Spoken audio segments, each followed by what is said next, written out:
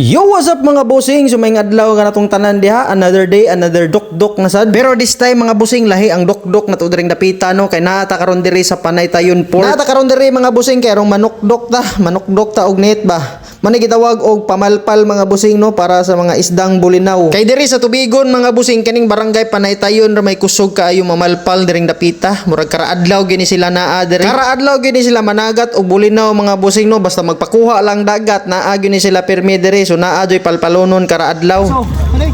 Kada-adlaw na nato rin. Dali. Pilay mo. Mini karaadlaw. Basta magpakuha ka.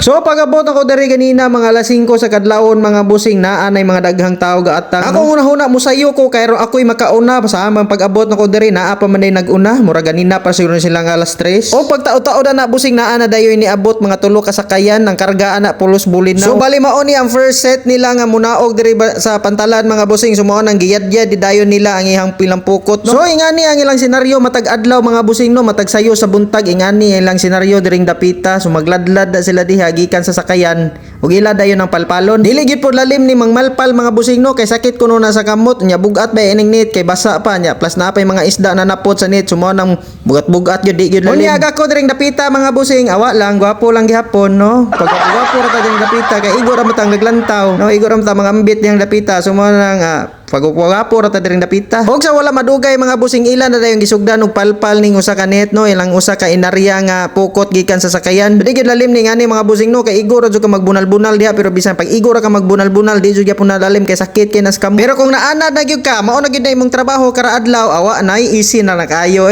dili nakabation og sakit ana. Mao nang bilib kay kos mga tao diri sa barangay Panaytayon no, kay grabe kay mo dukdok, grabe kay mo bunal ba. Grabe kay mamalpal no. So mao na gyud ni ilahang life diring dapita. Mao na sad ni ilang naandan gyud sukad pa. So mamata ni sila kadlawong dako mga alas 3 para mag-prepare sa ilang mga kuan, mga gamit pang dagat, ilahang sakayan, dayon molargan ni sila. Mabot ni sila dito sa ilahang lugar o pistuhanan mga alas 4, muyadyad sa ilahang mga pukot.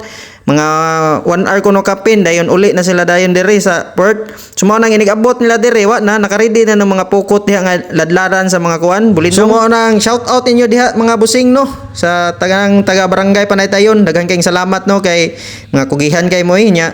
Nindot si kayo kay moambita usa kaltik pakapinan man no. Sumo nang daghan kayong salamat mga busing.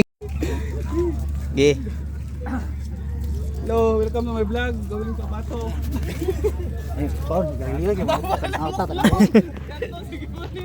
Oh, ambit usa ka kaltik.